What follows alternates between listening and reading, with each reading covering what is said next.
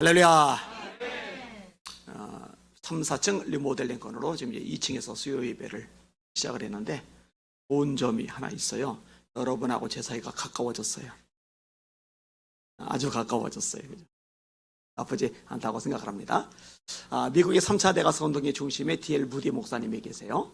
이 무디 목사님이요, 하나님을 위한 열정이 대단하단 말이에요. 믿음이 커지기를 원하는 거예요. 진짜 큰 믿음을 갖기를 원하는 거예요. 그래서 이분이요, 기도를 하는데요, 믿음을 달라는 기도를 아주 집중적으로 하는 거예요. 얼마나 믿으려는 기도를 열심히 하고 또 있냐, 이분의 고백입니다. 믿음을 달라는 기도만 따져도 몇 달이 될 만큼 어마어마하게 기도했다는 거예요. 근데 이렇게 수없이 기도를 하는데 믿음이 생기는 것 같지 않단 말이에요. 왜 이럴까? 그렇게 기도하는데 왜 그럴까? 이게 고심을 해요. 근데 어느 날 로마서를 읽는데 10장 17절 말씀이 부딪혀 오는 거예요. 그런즉 믿음은 들음에서 나고 들음은 그리스도의 말씀으로 말미암느니라. 믿음은 말씀을 통해서 자라나는 거구나. 믿음은 말씀이 드러날 때 생겨나는 거구나. 요한복음 2장 31절이죠. 오직 이것을 기록함은 너희로 예수께서 하나님의 아들 그리스도이심을 믿게 하려 하며 너희로 믿고 그 이름을 힘입어 생명을 얻게 하려는 것이라. 성경을 기록한 목적, 믿음이 생기게 하려고 기록했다는 거잖아요. 디모데후서 3장 15절, 또 네가 어려서부터 성경을 알았나니 성경은 능히 너로 하여금 그리스도 예수 안에 있는 믿음으로 말미암아 구원에 이르는 지혜가 있게 하나니라. 구원받는 믿음도 갖게 만들어주는 것이고, 또 하나님께서 기뻐하시는 역사와 기적을 일으키는 큰 믿음도 갖게 해주는 것이고, 뭐가? 말씀이 그 역할을 한다는 거죠. 이 무디 목사님이요, 요 진리를 깨닫고 나서요, 말씀을 부둥켜 안고서 믿음을 구하기 시작을 해요. 예전에는 기도만 했다면은 이제는 이 말씀을 의지해서 말씀을 읽으면서 믿음을 구하는데요, 본인이 경험하는 거요, 하나님이 큰 믿음을 주시더라는 거죠. 미국 전체를 뒤흔드는 위대한 하나님의 사람으로 우뚝 서게 되었었죠. 이런 말씀이 믿음을 자라게 합니다. 성경을 읽어야 되는 이유죠. 말씀을 들어야 되는 이유죠. 말씀을 공부해야 되는 이유죠. 말씀을 암송해야 되는 이유죠. 말씀을 묵상해야 되는 이유죠. 말씀을 늘 가까이 하시고 사모하시는 여러분들 되시기를 예수님의 이름으로 축원합니다. 이 말씀을 가까이 해야 돼요. 왜 말씀이 능력이 있어요? 간단합니다. 예수님이 말씀이시잖아요. 저의 말씀이 되시리라. 이 말씀이 하나님과 함께 계셨으니 이 말씀은 곧 하나님이시리라. 그가 태초에 하나님과 함께 계셨고 만물이 그로 말미암아 지은 바 되었으니 지으신 것이 하나라도 그가 없이는 된 것이 없느니라. 말씀이 육신이 되어 우리 가운데 거하심에 우리가 그의 영광을 보니 아버지의 독생자의 영광이요 은혜와 진리가 충만하더라. 예수님의 말씀이란 말이에요. 이 말씀이 왜 믿음을 자라게 만들어요? 간단하죠. 하나님이 하신 말씀이니까. 여러분, 성경은 하나님의 말씀입니다. 모든 성경은 하나님의 감동으로 된 것으로 교훈과 책망과 바르게 함과 의로 교육하게 유익하니 이는 하나님의 사람으로 온전하게 하며 모든 선한 일을 행할 준비를 갖추게 하려 하심이니라. 예수 믿는 사람, 구원받은 사람을 하나님의 사람이라고 그러잖아요. 이 하나님의 사람이 온전해진다고 그럴 때 성숙되는 거잖아요. 이 성숙되는 것 중에 믿음이 커지는 것도 들어가는 거죠. 뭐가 그렇게 되게 만든다는 거요? 말씀이, 성경이 우리를 그렇게 되게 만드신다는 거죠. 너희가 거듭난 것이 썩어질 씨로 된 것이 아니요 썩지 아니할 씨로 된 것이니 하나님의 살아있고 항상 있는 말씀으로 된 것이리라. 그러므로 모든 육체는 풀과 같고 그 모든 영광은 풀의 꽃과 같으니 풀은 마르고 꽃은 시드나 주의 말씀은 세세토록 잇돋아졌으니 내가 너에게 전한 복음이 곧 이 말씀이라. 하나님의 말씀은 살아있고 활동력이 있어 좌우의 날선 어떤 검보다 예리하다. 이 히브리서 4장 12절의 말씀이잖아요. 따라합시다. 반드시 이루어지는 말씀만이 우리의 능력이다. 한 번 더. 반드시 이루어지는 말씀만이 우리의 소망이다. 말씀에 늘 귀를 기울이시는, 그리고 집중하시는, 읽고 가까이 하시는, 묵상하시는 여러분들 되시기를 예수님의 이름으로 축원합니다. 자, 오늘 본문을 살펴볼게요. 오늘 본문에 보니까요, 아브라함이 하나님의 말씀에 순종해서 본토 친척 아비집을 떠나잖아요. 그 후에 과정을 담고 있는데요. 자, 첫 번째 원리인데, 말씀에 순종해도 고난을 당할 수는 있다. 말씀에 순종을 해도 고난을 당할 수는 있다. 라는 거죠. 자, 10절 말씀을 읽습니다. 시작. 그 땅에 기근이 들었으므로 아브라함이 애굽에 거류하려고 그리로 내려갔으니 이는 그 땅에 기근이 심하였습니다. 아멘. 아브라함이 부름을 받을 때 나이가 75살입니다. 적지 않은 나이죠. 그리고 터를 잡았던 고향 땅이 있잖아요. 거기서 돈도 많이 벌고 좋은 관계 형성도 많이 되고 안락한 미래를, 노후를 보낼 수 있는 최적의 환경이잖아요. 근데 하나님의 말씀 하나만 듣고서 그 모든 것을 버리고 전혀 모르는 땅, 미지의 땅으로 갔어요. 사실 나중에는 가나안 땅인 걸 알지만 처음에는 어딘지도 몰라요. 그냥 떠나라니 떠난 거예요. 그래서 히브리서 11장에는 갈 바를 알지 못하고 떠났다, 이렇게 기록을 하고 있거든요. 이 말씀에 순종해서 이 엄청난 도전과 모험을 한 거예요. 야, 그러면은 막 형통하고 막 돈이 더 들어오고 막 성공하고 막 출세하고 사람 막 붙고 막 좋은 일이 막 생기고 이러면 참 좋을 텐데, 아니 하나님의 약속에 따라서 순종해서 가나안 땅에 거주를 하는데 그 땅에 기근이 들었어요. 그 기근도 보통 기근이 아니라 심한 기근이 생겨버린 거예요. 여기서 이해가 안 갈 수 있어요. 아니 순종했는데 왜? 여러분, 순종하면은 복이 임한다, 이거는 맞아요. 이 예언의 말씀을 읽는 자와 듣는 자들과 지키는 자들이 복이 있나니 때가 가까움이라. 계시록 1장 3절이거든요. 자유롭게 하는 온전한 율법을 들여다보는 자는, 듣고 잊어버리는 자가 아니요 실천하는 자니 그 사람이 그 행하는 일에 복을 받으리라. 분명히 말씀하셨어요. 복 있는 사람은 악인의 길을 쫓지 아니하며 죄인의 길에 서지 아니하며 오만한 자의 자리에 앉지 아니하고 오직 여호와의 율법을 즐거워하여 그 율법을 주야로 묵상하는 자로다.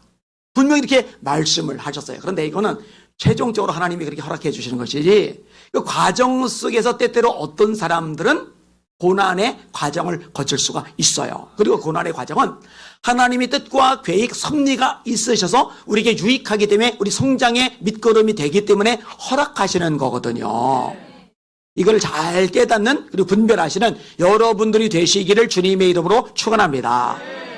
여러분, 다윗이 미운 돌백에서 고난의 광야를 지난 게 아니에요. 욥이 괘씸죄에 걸려서 하나님에게 벌 받아서 힘든 일을 겪은 게 아니에요. 요셉이 미운 오리새끼처럼 하나님이 이뻐하지 않으셔가지고 팔려가고 구덩이 던져지고 노예살이하고 감옥에 처박히고 그런 거 아니에요. 이 하나님의 최종적인 그림에서 보면은요, 이들을 높이시고 세우시고 사용하시는 계획이거든요. 그렇게 되기 전에 과정으로 허락해 주시는 측면이 있다는 거죠. 여러분, 하나님도요, 애초에 부를 때 너는 복의 근원이 될지라. 이게 최종 하나님의 밑그림이에요. 그런데 이 복의 사람이 되기 전에 이 복을 담을 만한 그릇을 만드는 과정으로서 때때로 하나님이 고난 속에, 시련 속에, 기근 속에 우리를 밀어 던지기도 하신다는 거, 이걸 저와 여러분이 깨달을 필요가 있는 거예요. 고린도서 1장에 바울이 이런 고백을 합니다. 형제들아, 우리가 아시아에서 당한 환난을 너희가 알지 못하기를 원치 아니하노니 우리가 심에 지나도록 심한 고생을 받아 살 소망까지 끊어지고 우리 마음에 사형 선고를 받은 줄 알았노니 이는 우리로 하나님만 의뢰하게 하려 하심이라. 우리는 알아요. 바울은 미운 들백인 사람이 아니거든요. 하나님이 너무너무 이뻐하시는 사람이거든요. 애초에 아나니아에게 바울에게 가서 안수기도 하라고 할 때도 내가 그를 택했다, 그는 내가 이방을 써 선택한 내 그릇이다, 이렇게 말씀하셨어요. 아니 그런데 얼마나 힘드냐, 사형 선고 받은 줄 알았대요. 그 믿음 좋은 바울이 살 소망까지 끊어졌대요. 이젠 죽었어, 끝났어. 그 믿음 좋은 바울이 그렇게 생각할 만큼 완전히 구렁텅이에 떨어져 버린 거예요. 근데 나중에 바울이 깨닫는 거죠. 이유가 있구나. 나로 하나님만 의지하게 만드시려고 이 과정을 거치게 하신 거구나. 그 고백이 고린도서 1장의 묘사가 되고 있는 거거든요. 여러분 기억하세요. 말씀대로 해도, 말씀대로 순종해도 고난을 당할 수 있다는 거. 그러니까 점검해 보세요. 내가 좀 고난을 당하는데 죄로 인한 징계냐 아니면 하나님의 연단의 측면이냐. 죄로 인한 징계일 때는 그때는 수가 없어요. 납작 엎드려 회개하는 게 최고고, 그 다음에 하나님의 섭리가 있어서 연단의 차원으로 주는 고난이라면은 지지 마시고 돌파하시고 승리하실 수 있기를 주님의 이름으로 축원합니다. 이 두 가지를 잘 구분하실 필요가 있어요. 자, 두 번째 부분 따라합시다. 힘들어도 자기 자리를 떠나지 말자. 한 번 더요. 힘들어도 자기 자리를 떠나지 말자. 아브라함이 하나님의 말씀에 순종했잖아요. 가나안 땅에 갔잖아요. 가서 보니까 심한 기근이 닥친단 말이에요. 그러면 심한 기근이 닥쳐도 하나님이 가나안 땅에 있으라 하셨으니까 거기 그대로 있어야 되는데, 이때는 아브라함이 믿음의 조상이 아니에요. 아들 독자 이삭까지 드릴 만큼의 믿음 수준이 아니에요. 환경의 영향을 받아요. 사람의 영향을 받아요. 처지의 영향을 받아요. 그러니까 이 환경의 어려움을 회피하기 위해서 하나님이 머물라고 한 땅을 떠나서 애굽으로 이동을 해버리는 거예요. 참 안타까운 일이죠. 근데 이런 측면이 있어요. 왜 애굽으로 갔을까? 간단합니다. 애굽에는 뭐가 있어요? 나일강. 인류 문명의 4대 발상지, 황하강, 나일강, 유브레데스, 티그리스강, 이런 식으로 거대한 강줄기 주변에 문명을 형성하잖아요. 그래서 황하 문명, 메소포타미아 문명, 이집트 문명, 이런 식으로 문명들을 형성을 하잖아요. 나일강이 말라 비틀어질 정도면 지구는 끝나는 거예요. 황하강이 말라 비틀어질 정도면 지구는 끝나는 거예요. 그러니까 다 바짝바짝 기근으로 메말라 가도 그래도 물줄기를 거대하게 형성하는 지역이 있단 말이에요. 그 나일강 같은 곳이란 말이에요. 그러니까 애굽은 다른 데서는 곡식이 떨어져도 애굽에는 있어요. 이게 먹고 사는 문제 때문에 약속의 땅을, 머물러야 할 땅을 떠나버린 거예요. 여러분, 이런 현상들이요, 성경에도 곳곳 종종 나와요. 자, 예를 들면은 베들레헴 땅에 기근이 들었을 때 나오미, 엘리멜렉, 말론, 기럨, 이 네 가족이 모압 땅으로 갔잖아요. 모압 땅으로. 그죠? 이렇게. 사실 예수 믿는 사람들도 마찬가지예요. 분명히 예수님 뜻대로 살려고 애를 썼어요. 발버둥을 쳤어요. 근데 고난이 너무 심해요. 고난이 너무 심하니까 그때 기도의 자리, 말씀의 자리, 사명의 자리, 전도의 자리, 충성의 자리, 헌신의 자리를 잘 지키면 좋을 텐데요. 이게 너무 힘들어지면은요, 이게 이상해지면서 술자리를 가게 돼요. 얼마 전에도 우리 교인 하나가, 누구나 말할게, 교인 하나가, 목사님! 목소리가 이렇게 다른 거는 이유가 있는 거죠. 거하게 드신 거예요, 거기에. 이럴 수 있단 말이에요. 엉뚱한 곳에. 여러분, 코로나19가 뭐 무서울 것도 없잖아요. 오미크론 감기보다 치사율이 낮은데 난리가 나가지고 그냥. 초창기도 그랬죠, 막. 예배 자리를 그냥 다 벗어나가지고 그냥. 참 가슴 아픈 일이에요. 여러분, 목에 칼이 들어와도 자기 자리, 사명의 자리는 지킬 수 있는 여러분들 되시기를 주님의 이름으로 축원합니다. 다니엘은 예루살렘 창문 쪽 그 자리, 기도하고 감사하는 자리, 하루에 3번 기도하고 감사하는 그 자리를 피해서 골방에 들어가면 사는데, 살고 부귀영화를 누리노니 내가 원래 기도하던 자리, 내가 원래 감사하던 자리, 나 이 자리 지키다가 차라리 죽고 말겠다. 하나님이 기뻐하시잖아요. 저와 여러분도 마찬가지입니다. 상황, 처지, 환경, 사람 그런 거 눈치 보지 말고 하나님께서 기뻐하시는 자리를 선택하실 수 있기를 주님의 이름으로 축원합니다. 여러분, 수요 예배 이 자리 잘 오셨어요. 참 잘 오셨어요.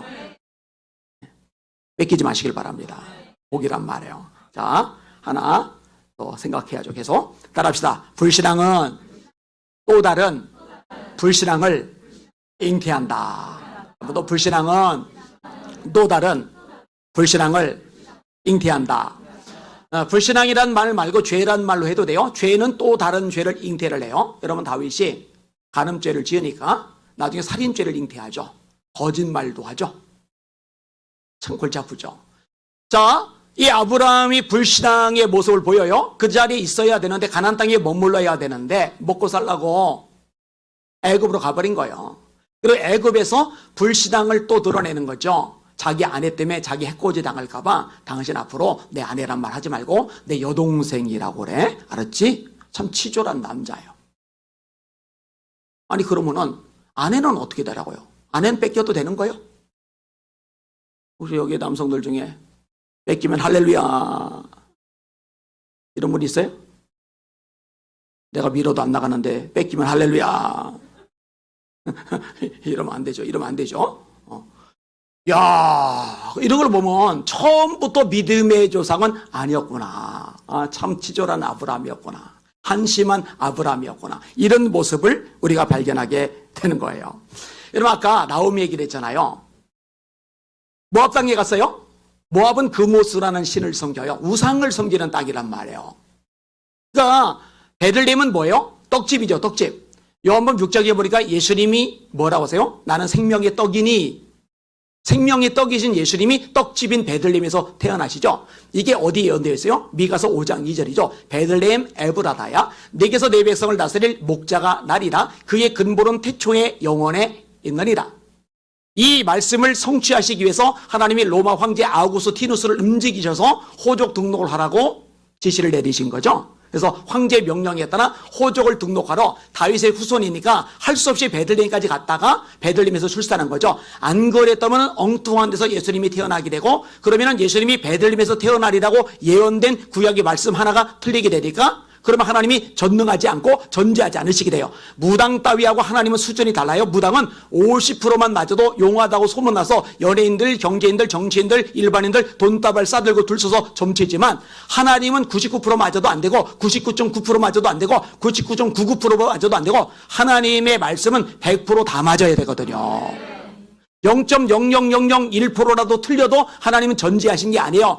하나님 전능하신 게 아니에요. 오류 가능성, 실수 가능성이 미미하지만 조금이라도 있게 되는데 이럴 수가 없는 거거든요.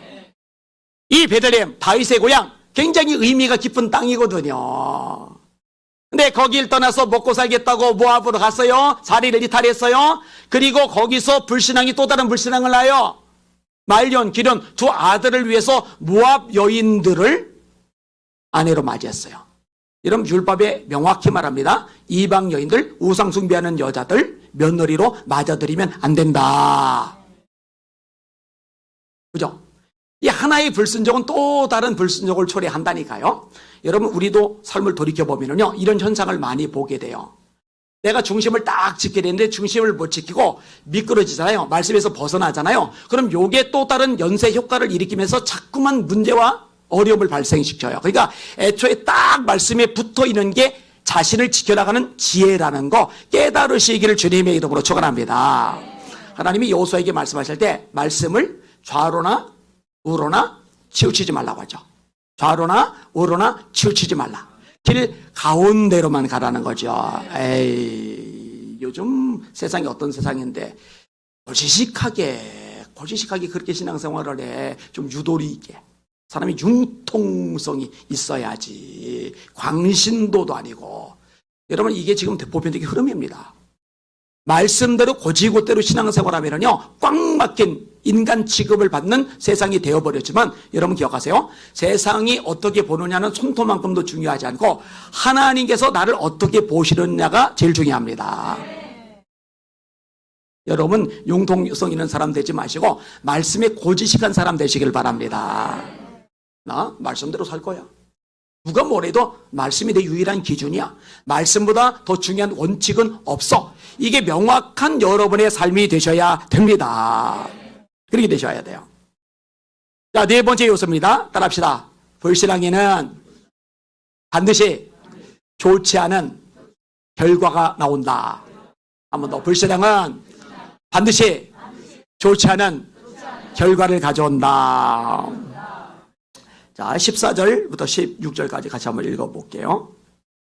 14, 15절 두 절만 읽을게요. 시작. 아브라함이 애굽에 이르렀을 때에 애굽 사람들이 그 여인이 심히 아렸담을 보았고 바로의 고관들도 그를 보고 바로 앞에서 칭찬함으로 그 여인을 바로의 궁으로 이끌어 드린지라. 아멘.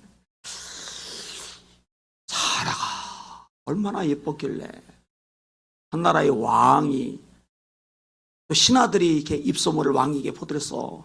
왕이요, 여기 외부에서 흘러들어온 아브람이라는 사람이 있는데 그 사람 여동생이라서 그 여동생이 겁나게 이쁩니다. 그러니까 바로가 권력 있죠. 돈 있죠. 그러니까는 내 와이프 삼아야지 딱 데려오더니 지참금으로 이제 처남이 될 사람 되는 거잖아요. 인간적으로 보면은 지참금으로 이에 바로가 그로 말미암아 아브람을 후대함으로 아브람이 양과 소와 노비와 암수 나귀와 낙타를 얻었더라. 혹시 이 구절 보시면서 부러운 사람이 있어요? 대박 났다. 대박. 이 여자가 그냥 빠지기만 해도 행복할 텐데 이 여자를 해치워 줄 뿐만 아니라 엄청난 돈까지 주네. 조 지사님 굉장히 흐뭇하게 없는데 언론 X자를 후속 조치를 취하고 있어요. 갑하죠. 안타깝죠. 제가 가끔 인용하는 게 있어요. 철로역정에서 이제 기독도가 짐을 메고 가다가 고통스러워하잖아요. 짐 때문에 막 힘들어 죽으려고 그래요. 근데 언제 이 짐을 벗느냐? 전도자를 만나서 이 복음을 통해서 예수님을 통해서 이 짐을 이제 벗는 거예요. 이 짐을 벗고 나서 이제 천성을 향해서 천국을 향해서 순례자의 길을 가잖아요. 가는데 절망의 거인도 만나고 뭐 수많은 사건 사인들을 만나잖아요. 존 버넌의 철로역정이 나오는 이야기들이에요. 근데 아무런 길을 가는데 양편에 거대한 사자가 으르렁거리고 있어요. 도저히 겁이 나서 지나갈 수가 없는 거예요. 이빨도 발톱도 인상도 너무너무 무시무시해서. 근데 위로부터 음성이 들리는 거죠. 길 가운데로만 가라. 이게 답이었어요. 길 가운데로만 가라. 이 길은 뭐예요? 말씀이죠. 말씀대로만 가라. 이쪽 사자가 으르렁거리는데 알고 보니까 목에 걸린 쇠사슬이 더 이상 앞으로 나가지 못하게 하므로 이가 기독도의 몸에 닿질 않는 거예요. 저쪽 사자도 마찬가지예요. 발톱이 몸에 닿질 않는 거예요. 근데 이쪽 사자 무섭다고 절로 피하면은 저쪽 사자 밥이 되고 찢기는 거죠. 저쪽 사자 겁난다고 일로 피하면은 이쪽 사자한테 엉망진짜 깨져버리는 거죠. 그러니까 길 가운데로만 가라. 요 위로부터 들리는 음성은 우리를 올가매는 음성이 아니라 우리를 보호하는 음성이에요. 우리를 안전케 하는 음성이에요.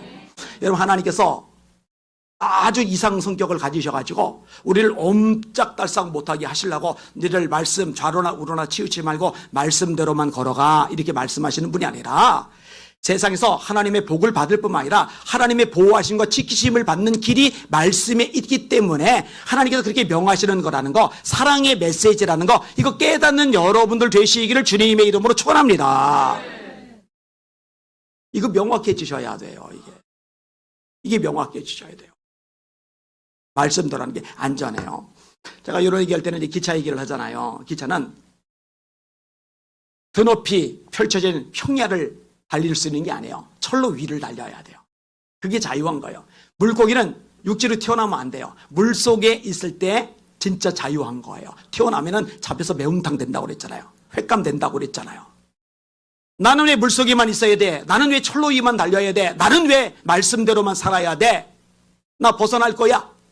난 자유를 원해. 근데 자유가 아니에요. 철로를 벗어나면 꼼짝 못해요. 물 밖에 벗어나면 죽어요. 말씀 벗어나면 자유가 아니라 죽어요. 망해요. 실패해요. 끝장나요. 진짜 빈강동이 돼버립니다. 그래서 하나님 말씀한 거예요. 좌로나 우로나 치우치지 마. 말씀대로만 걸어가. 이게 저와 여러분의 모습이 되실 수 있기를 예수님의 이름으로 축원합니다. 자, 마지막 한번 따라합시다. 하나님의 말씀만이 우리의 소망이다. 믿음으로 따라하세요. 하나님의 말씀만이 우리의 소망이다. 자, 17절에서 20절까지 하나님이 수습을 해주세요. 시작. 여호와께서 아브라함의 아내 사레의 일로 바로와 그 집에 큰 재앙을 내리신지라. 바로가 아브라함을 불러서 이르되 내가 어찌하여 나에게 이렇게 행하였느냐? 내가 어찌하여 그를 네 아내라고 내게 말하지 아니하였느냐? 네가 어찌 그를 누이라여 내가 그를 데려다가 아내를 삼게 하였느냐? 네 아내가 여기 있으니 이제 데려가라고 바로가 사람들에게 그의 일을 명하매 그들이 그와 함께 그의 아내와 그의 모든 소유를 보내었더라. 아멘. 애굽 왕에게요 하나님이 재앙을 내리시는데 그냥 재앙이 아니에요. 큰 재앙을 내주셨어요. 큰 재앙. 그게 뭔지는 몰라요. 근데 이 당시에 가장 강력한 대국이 이집트인데 이집트의 왕, 신처럼 추앙받는 이 왕이 바들바들 떨고 겁을 집어먹을 만큼 어마어마하게 큰 재앙. 그걸 하나님이 내려버리신 거예요. 그러니까 바로가 겁을 먹고 사라를 돌려줘요. 사라만 돌려주는 게 아니라 선물로 주었던 것도 그냥 줘요. 와. 그러면 하나님이 왜 이렇게 하셨을까? 간단합니다. 하나님이 아브라함에게 약속하셨어요. 너를 통해서 천하 만민이 복을 받을 거다. 그 너를 통해 천하 만민이 복을 받는다고 할 때 이것은 결국은 예수님에게로 이어지는데 아브라함과 사라를 통해서 이삭을 주시겠다는 하나님의 약속의 말씀이 있는 거야, 이 말씀. 자, 이대로 사라를 이 바로왕이 데려가 버리고 아브라함이 속수무책 손 쓸 수가 없는 상황이 됐어요. 이 상태로 그냥 끝이 나버린다면 하나님의 말씀이 또 어긋나버려요. 하나님의 말씀이 또 틀려버려요. 이러면 하나님은 전능하지 않으세요. 신실하지 않으세요. 그런 일은 발생할 수가 없어요. 그러니까 아브라함이 잘해서 믿음을 보여서 그렇게 역사와 기적을 나타내신 게 아니라 하나님의 말씀의 신실함을 지키기 위하셔서 하나님께서 거대한 제국에 큰 재앙을 내리신 거예요. 그러니 하나님의 말씀이라고 하는 게 얼마나 위대합니까? 반드시 이루어지는 말씀, 반드시 이루어져야 하는 말씀, 반드시 이루어질 수밖에 없는 말씀, 반드시 이루어지는 말씀, 반드시 이루어져야 하는 말씀, 반드시 이루어질 수밖에 없는 말씀, 영원한 말씀, 진리의 말씀. 음향이 마음에 안 들긴 하네, 그죠? 이 말씀만이, 반드시 이루어지는 말씀만이 우리의 소망이다라고 설교 제목을 잡았는데, 왜냐? 이거는 반드시 이루어지니까 끝까지 믿을 수가 있는 거예요. 기대할 수 있는 거예요. 끝까지 믿고 기대할 수 있으니까 소망을 가질 수가 있는 거죠. 다만 이뿐 아니라 환난 중에도 즐거워하나니 환난은 인내를, 인내는 연단을, 연단은 소망을 이루는 줄 알미니라. 환난인데 어떻게 소망으로 결국이 주어져요? 간단해요. 하나님이 계시니까, 그분의 말씀이 있으니까. 그러니까 여러분들 때로도 힘들고 지칠 때, 마음이 상하고 울적할 때, 수많은 문제와 난관들이 파도 뒤에 파도가 밀려오듯이 밀려들 때, 나를 우겨 싸는 사람들에게 수없이 상처와 아픔과 모멸감을 줄 때, 하여튼 이 모든 상황들 속에서 여러분들은 사람들에게 주목하지도 말고, 문제에 마음 빼앗기지도 말고, 처지 때문에 우울해하지도 말고, 이럴 때일수록 하나님의 말씀을 더 집중하시는 지혜롭고 복 있는 여러분들 되시기를 예수님의 이름으로 축원합니다. 그럼 그 말씀이 우리 영혼을 살려요.